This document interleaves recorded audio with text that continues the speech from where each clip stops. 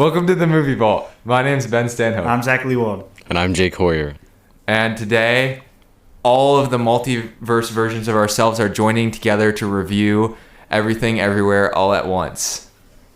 Yes, I'm not gonna lie. This was the craziest movie and the weirdest thing I've ever seen, and it was kind of like I was dreaming. Yeah. Was this real, Jake? No. It wasn't. I don't think it was. Well, in the infinite reality or the infinite multiverses, there had to have been a multiverse that this movie existed in. So I disagree. How can you disagree with that? There did not have to be any universe where this existed, did there? No, there didn't have to be. Well, think about it. In the infinite multiverse, there could have been a slight variation to every single version of the movie that would make it slightly different. Like relish instead of mustard? Yeah. Or mayo. Mayo would have been the worst. Oh my goodness. I'm chili if you're feeling a little frisky. I'm not quite sure how we're gonna explain this movie to the listeners, but we're gonna do our best. You're gonna be in for a treat for this one. And to be honest, not everyone's gonna want to watch this movie, but everyone should want to listen to our review of this movie. That's my opinion on this. My main opinion. That's my opinion. Money too. Yeah. Yes. Everyone will love this movie.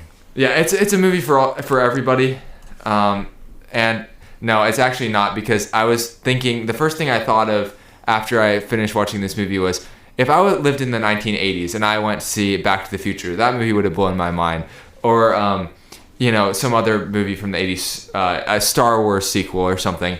Those movies would have been like crazy, but I don't think I could have ever imagined this movie existing. Like, it just doesn't seem like something that people thought would happen. I don't know how to describe it. I wonder what John F. Kennedy would have thought about this movie. What would Gandhi have said if he saw this movie? What would he say about Abraham society? Lincoln? What would Nietzsche have said if he saw this movie? Or Mother Teresa? She would cry. Oh man! But this movie was released this year, and it's described on Wikipedia as an absurdist comedy drama. So throw in all of the categories, and it's directed by the Daniel Kwan and Daniel Scheinert, who are known for some very serious and really artistic films, such as Swiss Army Man. Do they have anything else besides that, Jake? Do you know? I don't think they have anything else. So we've already reviewed Swiss Army Man. I didn't like that movie. So I liked it. We've seen all of their discography, basically, the Daniels. Originally, this was written for Jackie Chan, and it was reworked for the new lead actor, Michelle Yeoh. Yeoh. Okay, good. We got somebody who can pronounce the last name, because I was like, if I try and I butcher it, then we're gonna have people suing us up the wazoo, probably, right? Probably. Zach? I agree. I'm a lawyer. I know that. Yeah. And so let's just get right into it. So we're gonna read parts of the plot, and we're gonna react to what happened, because that's really the best thing you can do with this movie. Yeah, believe me, there's no other way that we can describe the plot if we're not reading it straight from Wikipedia. So credit to them. Yeah. There's no way to keep track of what's going on. Whoever wrote this on Wikipedia deserves whatever medal or award they hand out in the Wikipedia awards. Thank you to the good folks over at Wikipedia. Yeah. Donate to them. They don't even do it they do it for free, the people on Wikipedia. All right, so the part one is everything. And this is taken from the title of the movie, Everything Everywhere All at Once. Evelyn Wang is a Chinese-American woman who runs a struggling laundromat with her husband, Waymond. Tensions are high due to the laundromat being audited by the IRS. Additionally, Waymond is trying to give Evelyn divorce papers. Evelyn's demanding father, Gong Gong, has just arrived from China, and Evelyn's daughter, Joy, has been trying to get her mother to accept her girlfriend, Becky. So it's kind of just like the very typical life of a person, I would say, that's depicted in movies that is an immigrant, because they're immigrants, I think, right? Yes. So the main character, Evelyn, I always forget, is kind of just living this life where she is always stressed. She is not happy with her husband ever. She doesn't show him affection, She doesn't show her daughter that much affection. She's kind of rude. She calls her fat. Yeah, she does. That was kind of that was kind of the climax of the first initial bit of the movie, where she was like, it looked like she was about to say something like, I love you, or like something like warm and heartfelt, and instead she was like, you're fat, you need to work out. and that obviously like got to her daughter Joy's soul, and she was tearing up, and it was the whole thing. The bare plot of this, kind of like from the look of it, seems like a sitcom on NBC. Yeah. About a family like trying to accept each other. Yeah. It feels like a sitcom that would be on NBC or ABC. It is, because it's those same familial circumstances where you have everybody in their place and they're kind of just estranged, not disestranged. And like on NBC, you have I guess you had The Office or something like that. But then you also have what was it, Brooklyn Nine-Nine, or what was the other one that they had on there? Parks and Rec? Yeah, like Parks and Rec. Actually, they had a Parks and Rec actress in this. Big Nose was her name. And played by the great Jenny Slate, known for her tremendously large nose. And Mona Lisa. And Mona Lisa. Yeah, great character, actually.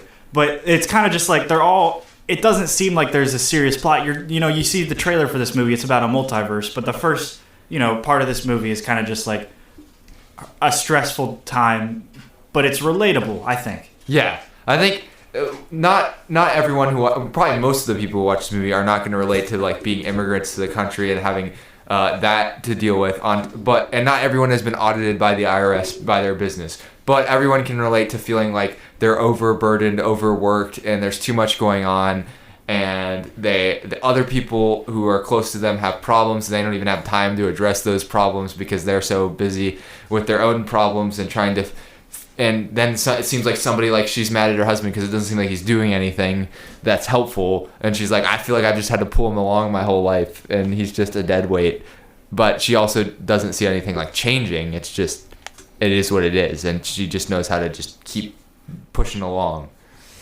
So then while at the IRS building for a meeting with IRS Inspector Deirdre, yeah. Wayman's personality changes when his body is briefly taken over by Alpha Waymond, a version of Waymond from the Alpha universe called Alphaverse. Alpha Waymond explains to Evelyn that there are many parallel universes that exist, since every choice made creates a new universe. The people of the Alphaverse are led by the late Alpha Waymond. Wait. See, I'm the late Alpha Evelyn, who has developed verse-jumping technology to access skills, memories, and bodies of parallel universe counterparts by fulfilling specific conditions. This multiverse is being threatened by Jobu Tupaki, formerly Alpha Joy. Her mind was splintered after Alpha Evelyn pushed her extensively in verse jump. Jobu Tupaki now experiences all universes at once and can verse jump and manipulate matter at will. With her godlike power, she has created a black hole like everything bagel. She goes insane. That can potentially destroy the multiverse. Yes, it is a bagel, and it's shaped like a bagel. And frequently referred to as the everything bagel. Yeah. Which also, they are eating everything bagels at the beginning of the movie. So there's some foreshadowing. I caught that on the second time. Wow. What I did notice, though, in the first scene, there's googly eyes on lots of things. Yes. I thought that was part of the plot because it was in the trailer. But anyway. Interesting. Yeah. So this really simplifies what happens. But because there's a lot that goes on between those 6 or 7 lines that I just read. And a lot of it involves fighting and people jumping in and out of being the puppeted versions of themselves, and her just trying to figure out what the heck is going on. And the action scenes are really good. Yeah, they are. It's like the Matrix level kung fu in some scenes, and then it's extremely creative. That's the one thing. This movie, it pushes the boundaries of what you thought was possible in terms of, and it makes it also make sense why it's doing it, right? Because you're like, wait, why'd they do that? But then you're like, well, they can because it's the multiverse, so everything can make sense. But it doesn't. But it also doesn't make sense. Yeah. I know Ben's trying to give credit. It's very general, but the things that happen. So we can just describe the different things that are happening. So they go to different multiverse. There's a multiverse where they have hot dog fingers. That's what we were talking about which a is minute ago. Utterly disgusting. That's the worst one. Jake, why don't you describe exactly what happens in these scenes? Well, they all have hot dogs for fingers. What do they do and with them? they like to stick them in each other's mouths. And what happens? Form ketchup and mustard, foaming out the mouths. It's so disturbing. That is so. I wish I had never seen it. I had seen this movie before seeing it with both of them, and that was one of the biggest things I wanted to see their reactions to. Well, when we watched the this. thing is, at first it was just like, oh wow, they have floppy fingers, and then it turned into like, as the movie progressed, like getting more and more weird, and then they started like doing stuff with their feet, which then you got like scenes where people are like playing piano with their feet, which is just like, it's not totally out of the question, like strange, but it's just a little off-putting. Or Michelle Yeoh rubbing Jamie Lee Curtis's face with her foot. Yeah. Yes. Okay. Yeah. Then that's when it starts to get out of hand. That's when you look No pun away from the intended. screen. Yeah. Like, and there was like moments in this film where people like verbally were just like, oh, or like, you know. We heard a lot of cringing Yes. during this movie. But not in a bad way. But lots of people were in very jovial moods in the theater. There was one guy behind us that would not stop laughing at every single scene, even if it wasn't funny. That's the thing. Sometimes I don't even think they were supposed to be jokes. He was just laughing. He was just. I bet he got engaged that night. This is the movie they see right after. He's just in a good mood. He doesn't care about the movie. Imagine getting engaged and taking your significant other to go see a I would movie call with off the hot wedding. dog fingers. Yeah. Yeah. That would be rough. And well, I just kind of thought that he might have taken a trip to the movie tavern before watching this movie, because I don't know. He was too jolly for this. He was too jolly for hot dog fingers, if you know what I mean. Yes. And so continuing on, Evelyn is given verse jumping technology to fight Jobu Tupaki's verse jumping minions, who begin converging in the IRS building. Evelyn learns of Wayman's plans to divorce her and discovers other lives where she made different choices and flourished by becoming a kung fu master and a movie star, instead of leaving China with Wayman, who becomes a successful businessman. Alpha Wayman comes to believe that Evelyn is the greatest failure of all Evelyns in the multiverse and has untapped potential to defeat Jobu Tupaki. Alpha Gong Gong instructs Evelyn to kill Joy to hinder Jobu Tupaki, but Evelyn refuses. She decides she must face Jobu Tupaki by gaining the same powers as hers, so she verse jumps repeatedly while battling Jobu Tupaki's minions and Alpha Gong Gong's soldiers. So just kind of like an NBC sitcom. Yeah, but with hot dog fingers, action scenes, and eating the most random things that they can find. That's true. So we gotta explain this. In order to verse jump, which is what they call like gaining skills from people in other universes, you have to do something that's like statistically improbable Or out of the ordinary. or out of the ordinary. Like professing your love to someone who you've just met or strongly dislike. Or eating chapstick. Or taking someone's snot and putting it in their mouth. Or snorting a fly up your nose. Or landing on an object in the anal That's all we will region. say. Please look up landing on an object. No, don't look up anything. Another cringeworthy moment in the movie. But people, yeah, that was an insane scene. But also, it was an oddly good fight scene, I will say. The entire theater was laughing their way through that whole scene. Yes. Speaking of fight scenes, what do you think your favorite was? There were like a lot of actually good fight scenes in this movie. Like he said, creative. I think, if I were to look back, I think the best one was the fanny pack fight scene. The fanny pack fight scene was really good. Yeah, I think that one really it really set the tone. You were like, why is he eating chapstick? Then he pulls out the fanny pack. The other one that was good was the dog. Oh yeah, they had a dog on a leash and she was swinging it and she like throws it out. Also, the scene where the grandpa calls everybody to come fight Evelyn, and Evelyn fights them all off using the martial arts skills Oh yeah. for the first time. Yeah, Yeah. and she uses the sign spinning skills to get the shield. That was good, to use the shield. Yeah. So there's definitely a lot of fight scenes in here, and the way that they're able to do it is unlike anybody has ever done it before, while still utilizing a lot of the like probably typical action movie kung fu techniques that have been used in other movies. I mean, you can see why this movie was originally meant to be Jackie Chan's role. You know, like it was clearly kung fu is a huge part. Do you know why they changed it? Maybe he didn't want to do it. Maybe he was just like, this movie's too weird, and I don't like the hot dog fingers. He read the first line of the script. I don't want Jamie Lee Curtis's foot on my face. Maybe was another thing. I feel like there are a couple of reasons. I guess that was a dumb question. As we go on, this is part 2 everywhere. Evelyn's mind splinters, and she discovers other bizarre universes, such as one which humans have hot dogs for fingers, and she is in a romantic relationship with Deirdre, and another one where she is a teppanyaki chef who is secretly puppeteered by... Oh, she works alongside this chef who is secretly puppeteered by a ratatouille-like raccoon. Raccoon Ooey. Which is a reference back to how when she was explaining how verse jumping works to her family and was saying that it was getting Ratatouille confused with a raccoon and calling it Raccoonooey. Can I also say the CGI and the budget for this movie is really impressive. They did this with $25 million. To put that into perspective, Black Widow costed $200 million. And it's known for some of the worst CGI of the last 5 years. It shows you that no matter what, sometimes it's better you can do more with less, especially when it comes to movies. It's just how creative you can be. Yes, within limitations. And this film's very creative. Christopher Nolan a $10 million budget for his next movie. No, I'm just kidding.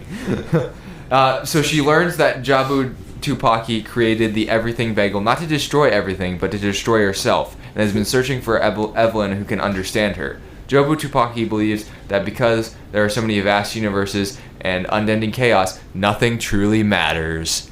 It's Rick and Morty, guys. That's what I was thinking. Because Rick is that type of character that has power over the whole universe. And he just walks around with no purpose, just like this girl, Joy. So I guess that presents the question, is if there were actually multiverses, would be the only natural conclusion to think, is that nothing mattered because you realize there's too many things going on? No, because they came to a different conclusion in this. Yeah, well, we don't know that yet, Zach. We haven't gotten there. We haven't achieved this knowledge yet. It is kind of it is strange to see the different universes. I was pretty pleased with the sticking to the bits with like the Ratatouille reference that went on the entire movie. Oh my goodness. They also did like a really good job of not overextending your stay in each universe. That's true, because if you overextended your stay in some of the universes, which they already did with the hot dog finger people, but like it would obviously the more ridiculous ones would be kind of like, we don't need to spend that much time here.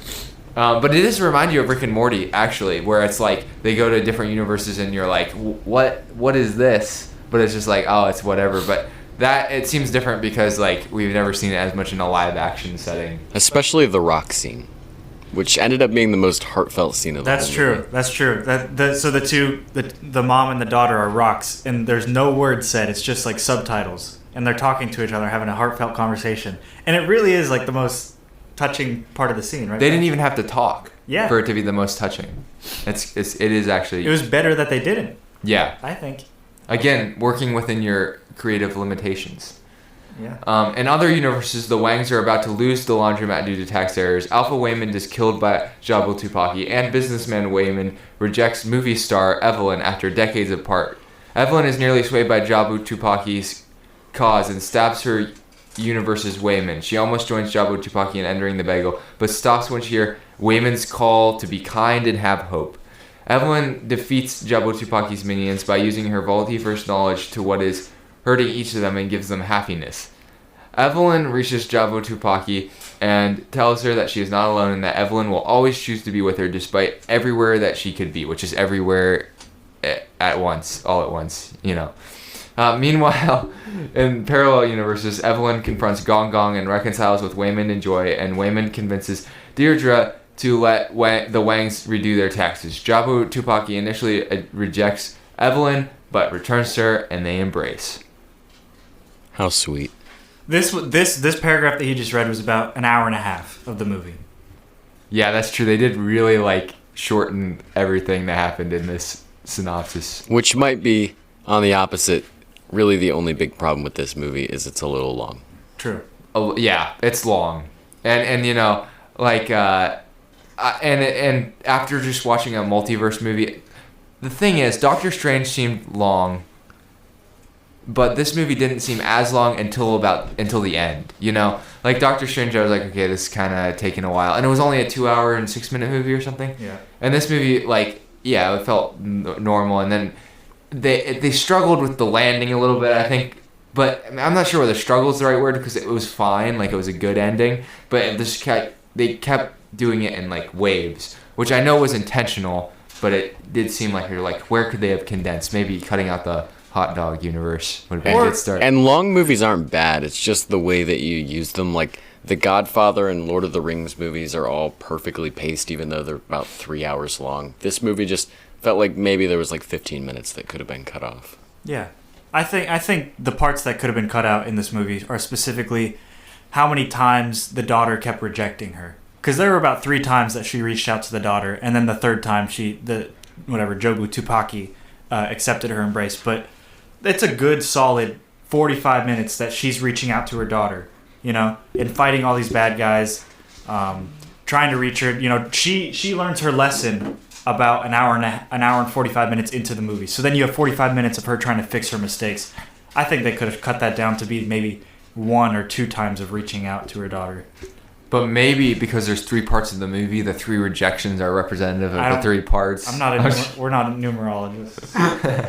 I'm just kidding. You're right. That is the part that stands out as like, okay, this took kind of forever. Well, because we thought it was over a couple times, right? Yeah. Well, they don't mention this in the synopsis, but there's actually a part of the movie where they go to a universe where the movie is being played and ends at a point where the daughter rejects her, right? And what does she say? Like nothing matters. She dies. And then it kind of just ends it, and it shows the credits, and everybody's directed by the Daniels. What's going on? Yeah. And then you just the camera zooms out and you see it on the movie screen. Right. It's kind of meta, and I was kind of like, that's a terrible ending. I was about to be so mad. Well, I knew it wasn't over because I was figuring that I was like, there's no way this is over right now. The first second when it showed up directed by, I thought it was over. The first second, but then they went to the next one. I was like, okay, it's zooming out. Yeah, and so I thought this was like very creative because it does make you really think about the multiverse, because you're like, if you're really believing the multiverse is how they're explaining it, you have to believe that like the movie has been made in the universe where in another universe what's happening is in the movie. It's just you can't really even wrap your mind around it, but because it's infinite possibilities, then that would have to happen, Yeah, that's true. Although I do want to say this, because they kind of don't gloss over it. So they say that she kind of, like her husband, she talks about her husbands and stuff like that. So her family relationships, weren't always in the best spots. But throughout this entire movie, her husband was a sweet doll. He was a really cool guy. He was the best, maybe the best character in this movie. He was my favorite character, personally. He had almost no character flaws. Well, okay, I shouldn't say that. He was kind of dense. Like he wasn't necessarily a hard worker. Not the most intelligent person. Yeah, but in the it's entire not being world. intelligent like a character flaw. yes. Maybe. Arguably, we see this character flaw very often. I guess that's true. I suppose that is true. No, but every time that there's a problem, he tries to find a rational way out of it. He stays calm. He tries to comfort his wife, and she's cold to him. Yeah, that's true. And they kind of take that to heart by the end, and that's how she is able to win through the whole story. Right, which is how when we get to part 3, which is called All at Once, it goes as the following. Shortly thereafter, the family's relationships and lives have improved. Becky is now considered part of the family. Wayman and Evelyn share a brief but romantic moment for the first time in a long while, and they return to the IRS building for a second chance to do their taxes. As Deirdre talks, Evelyn's attention is momentarily drawn to her alternate selves in the multiverse, but she grounds herself back in her home universe. It is kind of cool because she has a chance, I appreciate it, to reconcile with all 3 of the people in her life. Her daughter, her dad, and her husband. And Deirdre. Deirdre. No, you're right. Yeah, and Deirdre, I forgot. actually. Yeah. Yeah. And they just met. They vape together. That's how they... She says That's how you actually solve a lot of your problems. You just vape with She's them. like, just press the button. I feel like I'm 14 again. That was so dumb. There are a lot of moments in this movie where you're just like, that was so dumb, but I loved it. Yeah. But she gets a chance to reconcile with her, like, she's saying, no, father, like, I know that you're disappointed in me, but this is who I am, you know, like that. And then the same thing she has to recognize about that to her daughter, because she's been hard on her daughter, you know, her whole life. She hasn't shown a lot of love to her daughter, same way to her husband. And she kind of, you know, reconciles with that. And it does it in a certain order. So it starts with her friend, right? Then it goes to her dad, then her husband first, then her friend, Deirdre, then her dad, then the daughter. Yes. Yeah. So, yeah. Really, it's quite a simple movie. It's just there's a lot of stuff going on that makes it complicated, you know? Yeah. It's a simple premise that explodes about Yeah. 30 minutes into the movie. But yeah, the plots and the methodologies of how to do certain things in this movie is more complicated than the actual plot. Yeah, because the plot is basically just like, oh, I need to like realize like why am I being so stressed? It's because I want to provide for my family, but like the need to provide for the family is also like keeping her away, like because she forgot why she loved her family. It's kind of, and she forgot why she fell in love with her husband and why, you know, what makes her daughter unique and special. And or like she knows that she'll never give up on her daughter, but she doesn't like necessarily express that to her, that's how she feels. So the daughter doesn't know. Mm-hmm. It's kind of just all about like love and acceptance Kind of. when it comes to But people also- around you. I think you're definitely right. I think there was another element of she's learning to fight like her husband. Instead of fighting with, you know, sternness with her fist clenched, she unclenched her fist and started fighting with words and with kindness. Which is fair. It's a very simple but fair argument. You could tell that to a 2-year-old and they'd understand. Yeah. But it's still a fair argument. Now, philosophically, I'm not sure that I completely agree with the movie because it's kind of saying that nothing matters, but you get to decide what matters individually. So, like, internally, as a person, you decide what matters, but I feel like that can only go so far. It's like, just nihilism. You can't get anywhere with it. it's just not, because, like, at the end of the day, like, there's still no structure for why you should necessarily care about your family if you are completely nihilist. Now, other than like it's convenient and it feels nice, those are the only reasons. Which don't feel like really strong reasons necessarily. It is very respectable that they were able to do that in such a creative way. That's true. Instead of just making an emo movie that's really nihilistic, it was really colorful and creative and unique. That's true. The only thing you can really compare to it is, like, I keep going back to Rick and Morty because that's the only other thing that's colorful and bright that deals with nihilism that I know about. Yeah.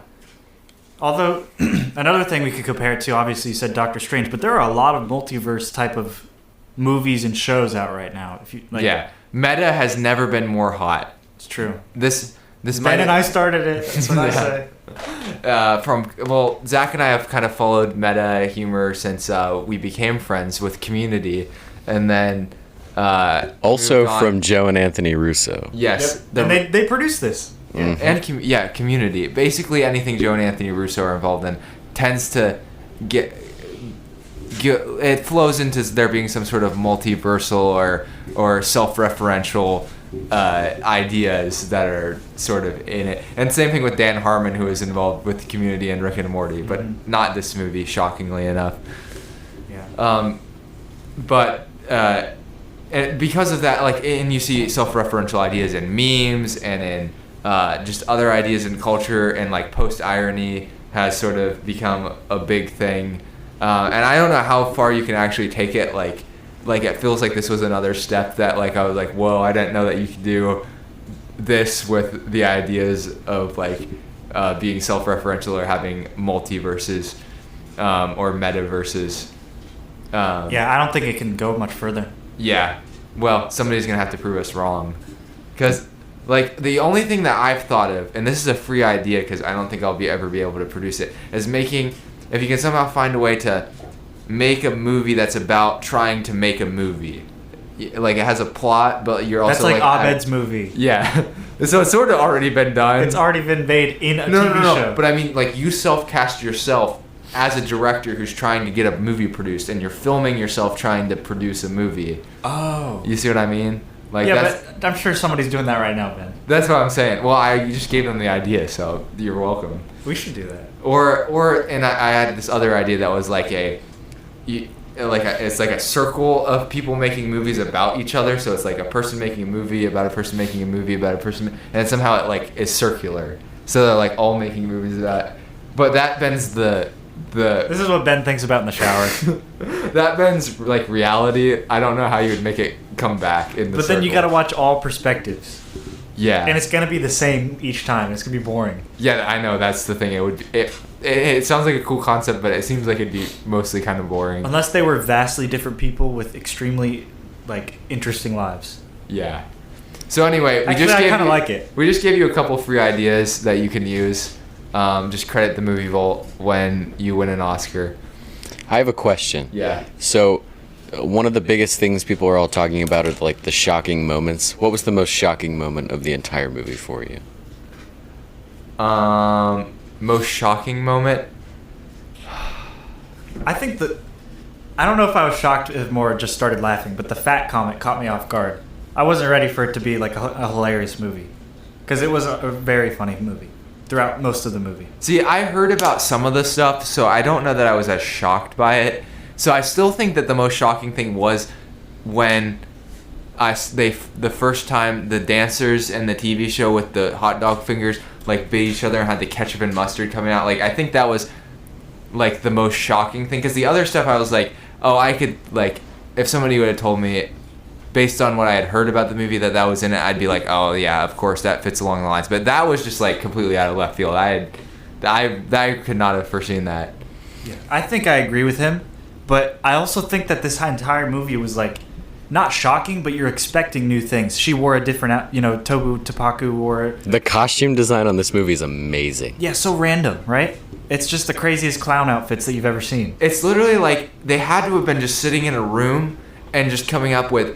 It was just like any idea you could come up with, they were going to use. Like they didn't scratch anything. Like they just kept it going, and they just anything they could think of, and they didn't make things like similar to each other. They like why'd they pick Ratatouille? They could have done any other Pixar movie, but somehow it worked. Or they probably wrote the joke and like then they were like, well, why don't we add it to this other part of the movie, or vice versa? Like who knows how they came up with it? But I have a feeling that the way they got all the costumes, where they just looked at the Met Gala and all the things the celebrities wore, and they were like, they got Lil Nas's big cyborg outfit that he wore, or the Julia Fox like hand over her like throat dress I need to at look the at that. Oscar. Yeah, here I'll pull it up for Zach. Awesome. Jake, what was your most shocking moment?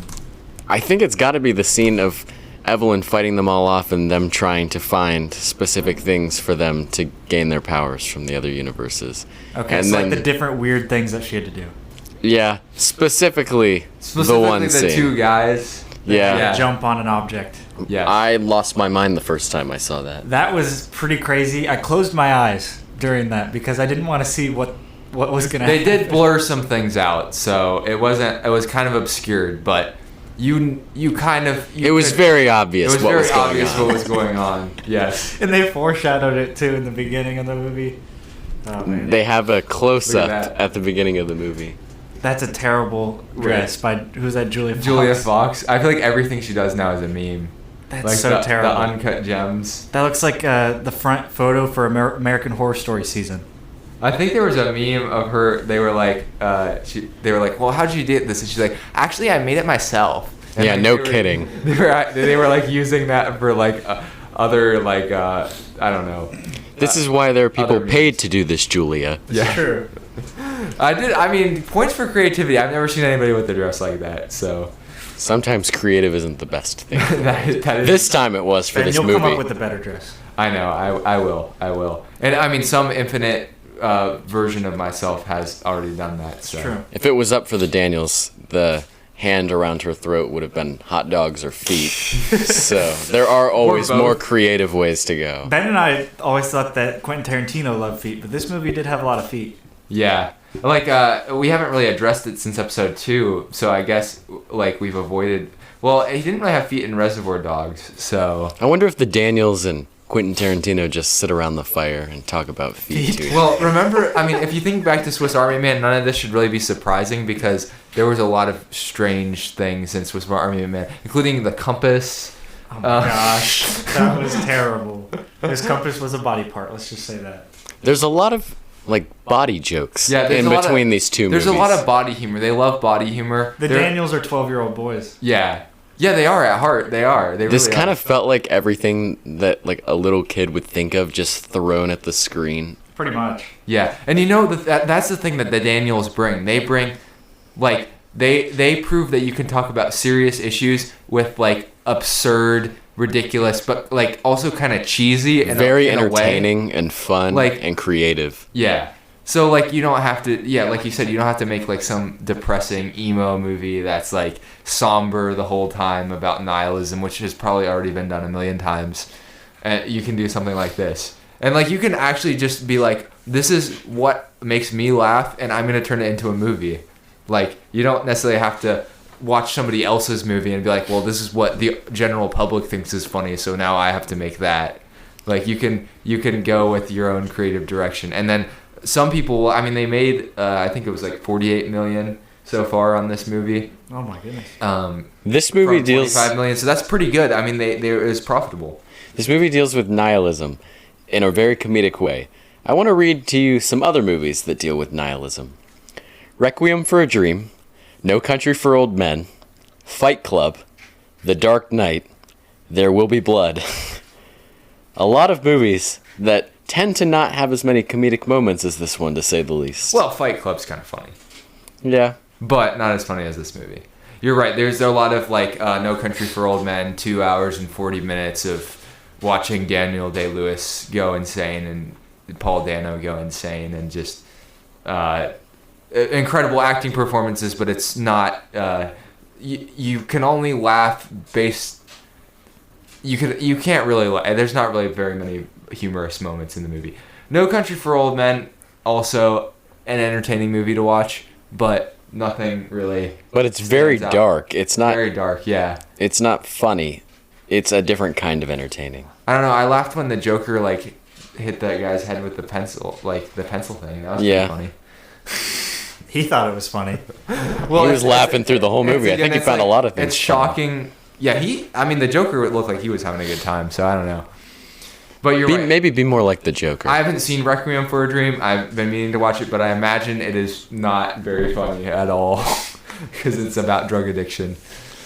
It stars the actor of the year, Jared Leto. Yeah, that's probably one of his better performances of all time. Other than Morbius. Morbius is his number one. I mean, made him more $1 billion after all. It did make him more $1 billion. I can't believe it beat Endgame like that. You know who else deserves your more bucks? Hedman Anglin Agency. I can't really tie it to the movie.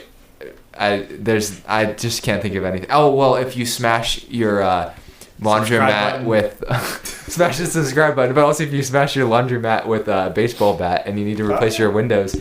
I'm not sure whether they'd cover that because it was your fault, but they might. If someone else smashes a baseball bat into your windows. Yeah, and you can. I mean, this agency is known for saving people on money on auto, home, and business insurance. I mean, that's the name of the game. And insurance. I mean, you want to get the best deal. You really don't want to be spending more money than you have to, and get the best coverage that you can with the money that you spend with your hard-earned dollars. And you'll also have extra money to donate to the movie vault if you do this. Yes. So think about this next time.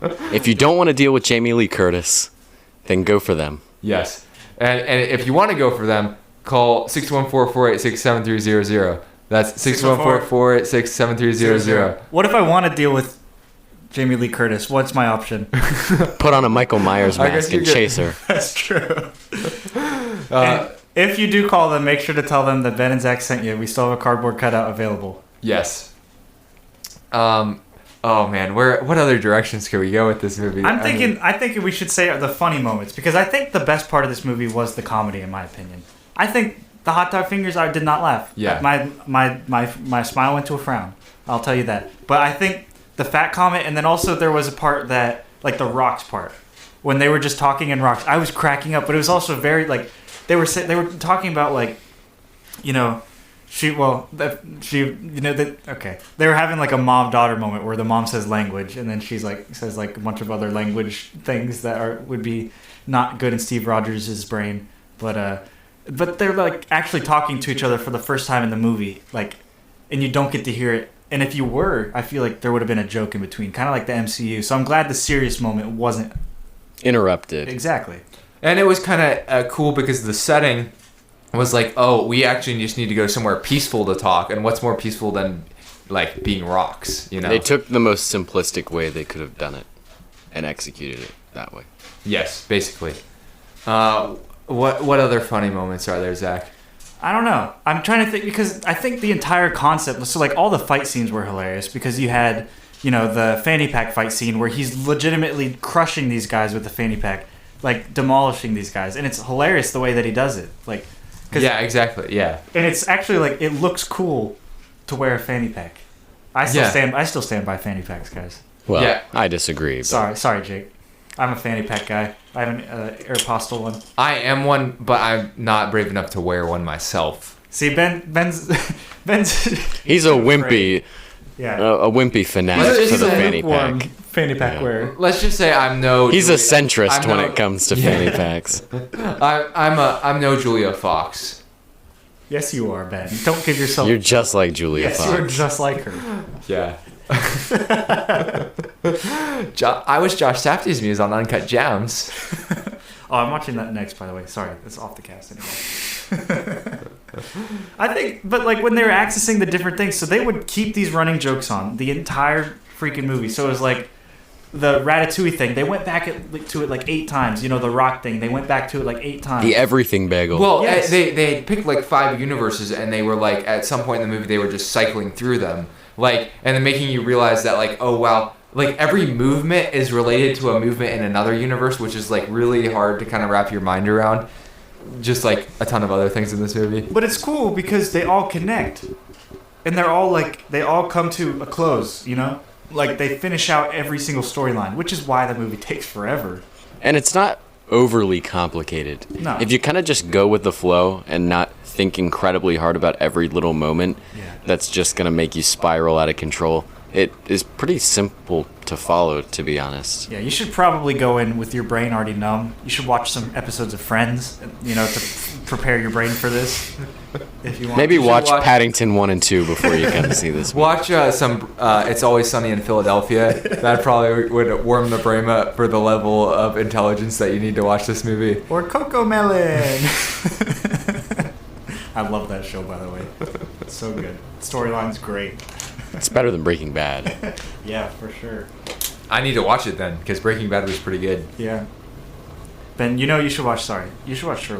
Sherlock? I think you would like it. I probably would like Sherlock. It's like every episode's like the movie. Anyway, sorry. You should watch Batwoman on the CW. I already have, Jake. Is it better than Morbius, Jake? I'll be honest.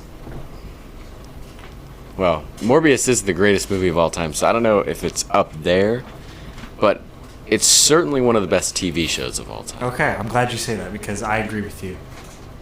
Sitting only right below Supergirl. I can't believe it got canceled. It didn't deserve to get canceled and then get brought back, and the main actress quit. Yeah, it's just sad. Yeah. Ruby Rose was an actress of the generation. Oh, she was so good. She was so good. I have a poster of her on my wall.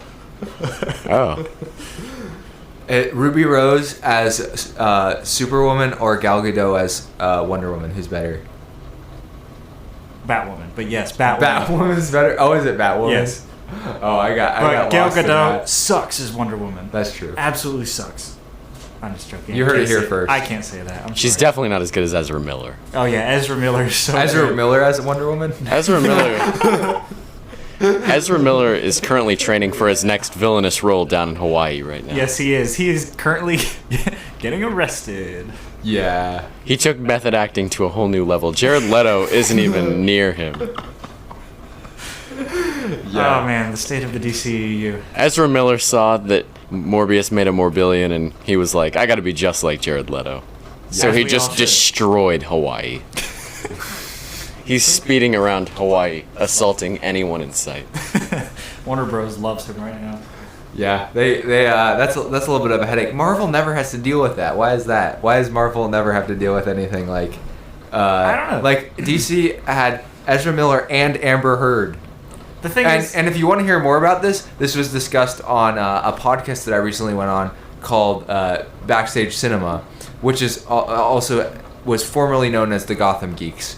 And so they talk a lot about the DCEU, and they were in one of the episodes they were mentioning about how Amber Heard and Ezra Miller have both been in some hot water lately, and they're both related to the DCEU. So. and they're both related to water. I think that Kevin Feige implants bombs into the necks of the actors that get hired to Marvel, so Wait. they can't do anything. There's some movie that uses that concept.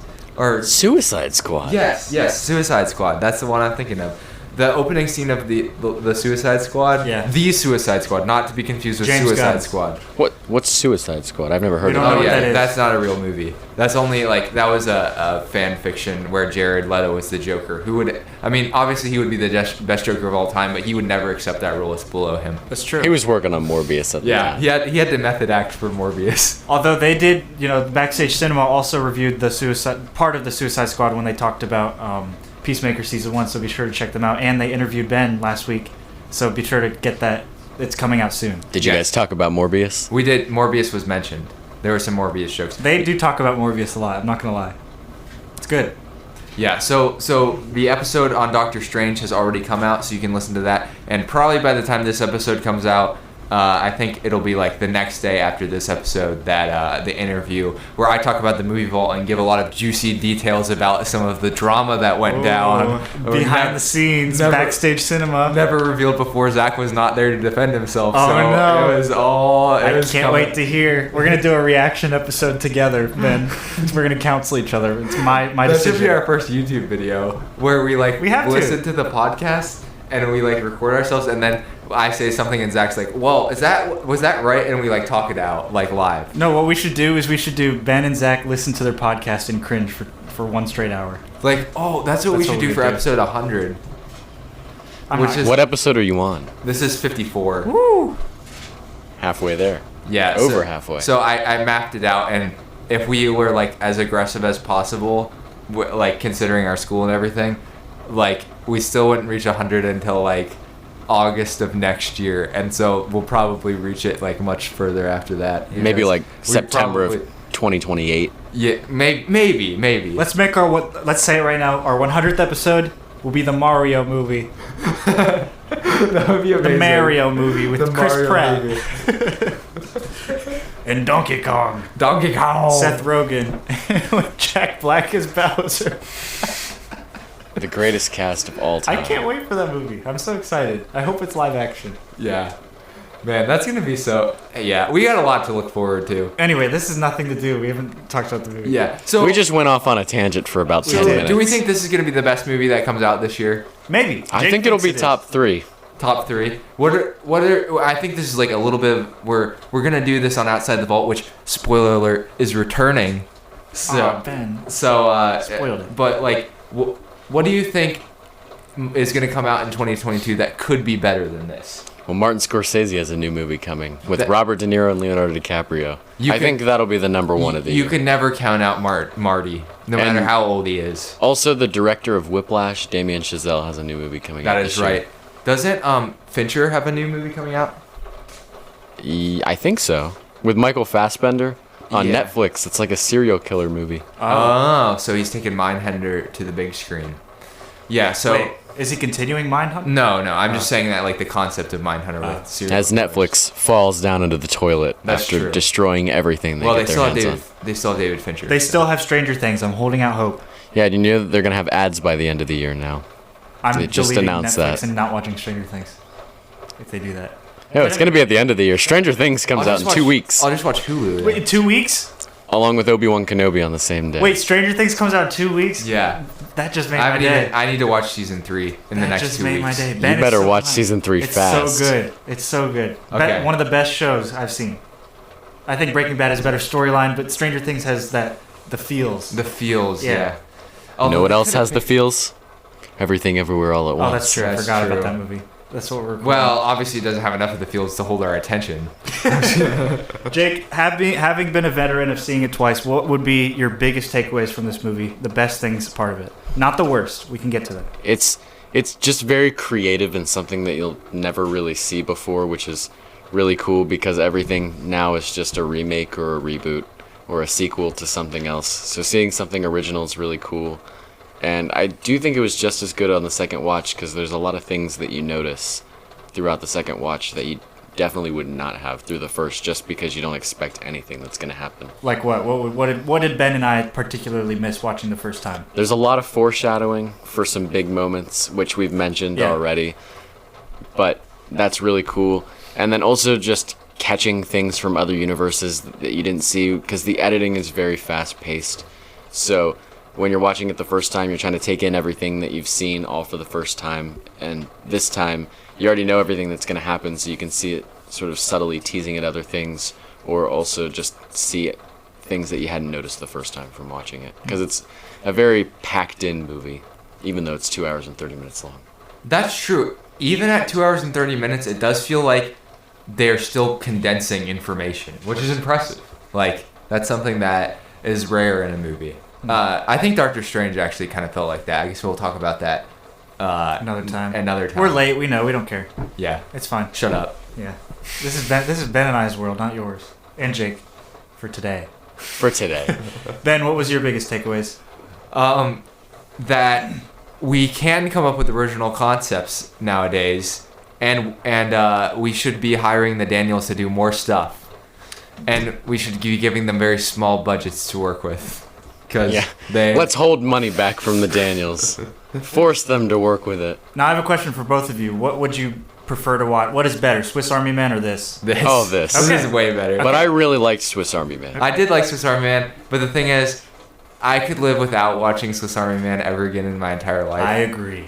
But I would want to rewatch this movie at some point. Yeah.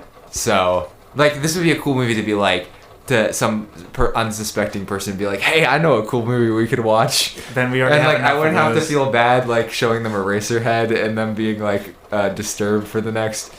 This movie's just insane, and you can get like anybody to watch it, and they're gonna at least get enjoyment out of it. That's the thing; it's insane, but it's not insane in a way that makes you uncomfortable. Like, I know a ton of movies that are like have weird things in them that are just like they're disturbing weird things. Probably they're like not, morbid, right? Yeah, they're morbid. Yeah. And it's just all about the theme that you. This was just weird and strange. This was what I expected Doctor Strange to be like. Yeah. Maybe the thing is, maybe the Daniels should have directed Doctor Strange. If you go into this movie, weren't they actually asked? Wasn't that a thing? I don't know. No, that was the Duplass, which I didn't get. If you go into this movie thinking it's gonna be like Doctor Strange, just expect Doctor Strange, but like an extra hour and a lot of cocaine, and you've got this movie. That's true. That's and true. Remove the Marvel formula from the equation. And the jokes aren't unwarranted. Yeah. I think these jokes were great. Yeah. Actually. Well, it's set up to actually be like, it's supposed to be a funny movie. Yeah. And so you know that it's supposed to be funny. What's it called? Like a fantasy drama comedy? Yeah, or like absurdist drama comedy. Yeah. So it like has all the elements. It really is a kind of a jack of all trades. Yeah. Maybe not as much horror, but it's like still kind of violent and gory a little bit. So I guess if that freaks some people out. Mm-hmm. Jake, what would you exclude from this movie if you could? I think that maybe honestly some of the returns to the universes could have been cut out. I liked the Raccoon Ooey joke a lot the first time. The second time, I thought it was still funny, but I noticed it popping up a lot more than it probably should have. And I don't know, there were just random scenes throughout it that I can't think up off the top of my head, and maybe that's for a reason that they should have been cut out. Just spending time in other universes that maybe should have been cut. Not like a whole bunch, not like the whole universe should have been cut, but maybe just cut off like a minute or two, because it all sort of adds up by the end. Yeah. What about you, Ben? Mine starts with a D and ends with an O. Do. No, if you know, you know. I don't know that. The thing is, Ben's saying there were some inappropriate things that they're trying to cut out. Oh, no. I think that was perfect. It Yeah, I know, it was completely perfect. showed off how absurd the movie was. That's true. And it was funny because Jennifer Jason Leigh made a TikTok where she like was saying that this movie was better than Doctor Strange, and she used that as an example of why you should watch it and why it was better, which I thought was funny. That's how I knew it was going to be in the movie. It probably got some people to watch it. Yeah. And definitely got some people to walk out. That's true. That's true. I was thinking, like, we talked about Mother Teresa, but if my grandmother watched this movie, she would walk out 10 minutes in. I'm not going to lie. I don't think I would ever be able to convince any of my grandparents to go watch this movie, so it wouldn't be a problem. I mean, if you didn't anyway. tell them, though, they would walk out. It'd be like, oh, this is just a nice movie. Yeah, probably. I think my mom would walk out. Yeah, your mom would walk out. Yeah, my mom would walk out. That's okay. That's okay, though. It means Your mom would walk out. She would. My dad would walk out. I think all of her... I don't know. Your dad didn't, but your dad... My dad loved it. Your dad is a movie guy, though. I think... Yeah. I think... But he doesn't like weird movies, so I guess I don't know. But he liked this movie. Yeah. Yeah. So maybe you're just getting them there. Now you can show them Eraserhead, right? Yeah. Like, we're getting into the Lynch. I still gotta watch Eraserhead. Oh, you haven't seen it. It's so good. You got to get into the Lynchian world. Seen Mulholland Drive though. Yeah, That's a Mulholland good Drive is like... It's trippy. It's like this without any explanation. Like Mulholland Drive. Lynch takes it to another level where he like doesn't explain anything as to how things work. So you're just confused. And yeah. So what are your ratings? Okay. I'm going to give it a rating, and I'm going to say why. 7. So I think it's great. The only thing is, it would have been a 9.5. But 2.5 were knocked off because it reminded me of when I was little. And when I was little, this is hypothetical. Like you're reaching for the top shelf. You're thinking, yes, I can finally get the cookie out of the cookie jar. I can grab it. But it's just too short, and for like 10 minutes you're struggling to just reach it barely. Like you touch the cookie jar, you move it closer, but you don't actually get it until like 10-15 minutes later. I felt like that was the ending of this movie, where you can see exactly where this movie is heading for the last 45 minutes, and you see chances for them to end it throughout the last 45 minutes in many different ways. And I feel like they were just withholding it from us, withholding the cookie jar from us until they had lots of different satisfying endings, but I think they could have condensed it by 45 minutes, I think not by 15. 45 minutes? I think 45. I think they could have ended it, the first time she approached her daughter, maybe the second time, maybe 30 minutes, but I think that's why I gave it a 7 rather than a 9.5, because I love the weird. I think the weird was great. The weird works. I think the weird was great. What about you, Ben? Yeah, I think I would give this a 7.5. And I'm gonna go. I kind of initially thought 8, but then I'm like, okay, there's some parts about the plot that are like, sometimes it is better to go with simple. Like they didn't need to make it overly complicated, and I think I would be complaining if they like tried to do weird things to make the plot more complicated. But you're right, they didn't quite stick the landing, and at the end of the day, I was like, well, they did all this stuff, and then it was just they just needed to communicate better, which is like the plot of a lot of movies to begin with. So. And then the thing is with like initial ratings, like after you just watch it, I feel like it's definitely up to like I could definitely go up or down. Probably this movie is more likely to go up, and I'm trying to get better at being more conservative on recently watched movies, like rating them and then deciding from there where I go with the review in the future as it like molds in my head and cements itself. Yeah. So I've seen it twice, and I watched it for the first time a month ago, so I think I have my rating cemented. And to preface this, I know we kind of live in like a world where everything is like, it's either a 1 out of 10 or a 10 out of 10. I know, it's so hard to not live in that. And I don't think this is a 10 out of 10. And most movies that I rate, I actually do give about a 6 or a 7 out of 10. But I'm going to go with a 9. Yeah. I think that it is one of the best movies that have come out in the past 5 years, to be honest. Really? I think you're right too. Yeah. I think the thing is with me is I think I could probably of the movies I've watched, it'd probably be in the top. So it's probably gonna go up for me, and I'm just being conservative, but I definitely respect that. And I know Jake is probably one of the best raters that I know. I mean, like it's really hard to become somebody who's just really good at rating films, because then you start getting like sensitive. You're like, oh, well, am I rating this based on what I actually think about the film or what other people think about the film? And so to be able to just be confident in because sometimes I'm realizing that I'm like not all that confident on some things that I rate, which is why we went away from the rating thing, because like sometimes it's like it's fun, but it's also like it's too stressful at the same time. I got really stressed. I think I'm gonna say it. I think this might be the best movie since Parasite. Woo! That's 2019, right? Yep. Yeah. So what's come out between since then? We had quite a bit of movies. A lot of movies from 2019. 2019 was a big year. We had like Joker, Marriage Story, Once Upon a Time in Hollywood, Jojo Rabbit, Once The Upon a Time in Hollywood is Lighthouse, better. Irishman. We've had a lot of movies since then. We had a Christopher Nolan movie since then. Tenet A bunch was of not better. Pixar movies. Spielberg movies, Denis Villeneuve Soul was movies. better. Soul was better. No, so I think this movie is better than everything that came out in 2021 and 2020. Jake, you might almost have me too. And Although Turning Red was so good. Turning Red. They had Morpheus. And I saw a total, from 2020, I saw 41 movies, and from 2022, I saw 72. Oh my goodness. So, Yeah. So well, Jake has definitely watched far more movies than I have in that time period, so it's much more difficult for me to say with confidence. But of the movies I've watched, what did you say since Parasite? I like since Parasite, I like yeah. No Way Let's Home go better. down to Parasite. I'll say the movies that I think are better than this movie that have come out since Parasite. Or maybe I'll just say the ones I would consider in the conversation for being better than this movie. Uncut Gems, A Son.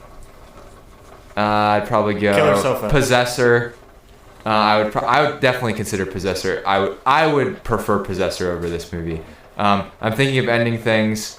Soul. oh, I disagree with Soul. I think Soul is very overrated. No, Soul is good. I guess you're allowed But to that's be probably wrong. the only. Those are probably the only ones. You So forgot Eternals.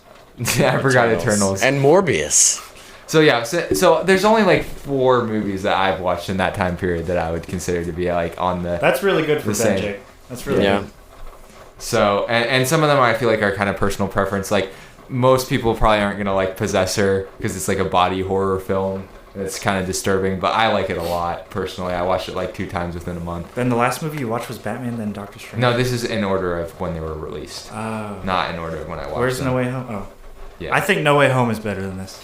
Oh, no. I think it is. I don't think it's better than this. I think it is. I don't know if No Way Home's in my top 10 MCU movies. That's crazy. I think it's at like 11. That's crazy. I think No Way Home for me just And I've lessened on a lot of MCU movies. it's too nostalgic for me to not like it. I probably have too, but I don't even know how I would order the MCU movies. I haven't thought about that in a while. I think I might have a list if you want me to find it and I can read you my top 10. Oh, we might as well. I'll read you what I have in front of it. So, No Way Home is in my top 10. Yes. In my top 10.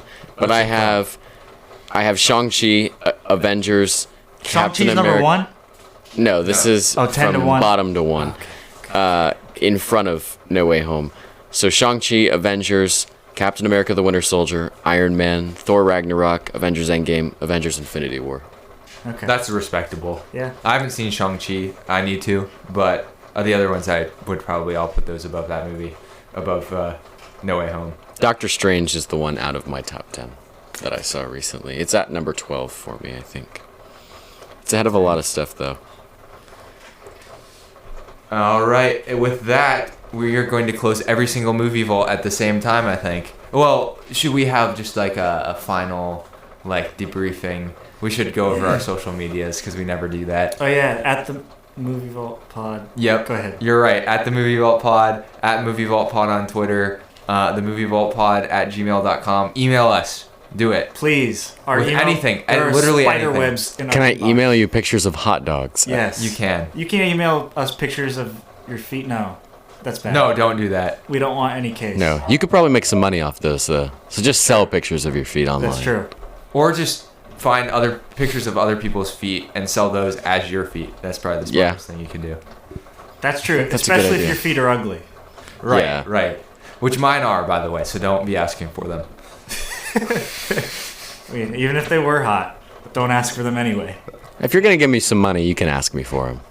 I'll send you pictures of my feet. $10 or more, I'll consider. They're underage feet, though, so be careful. That's true. Jake's 16. Never mind. We're shutting this down. Okay. All right, time to close the vault. Yeah, I guess. Well, should we have a multiverse closing? Yeah. So we all three of our multiverses closing them all at one time. Ready? Oh.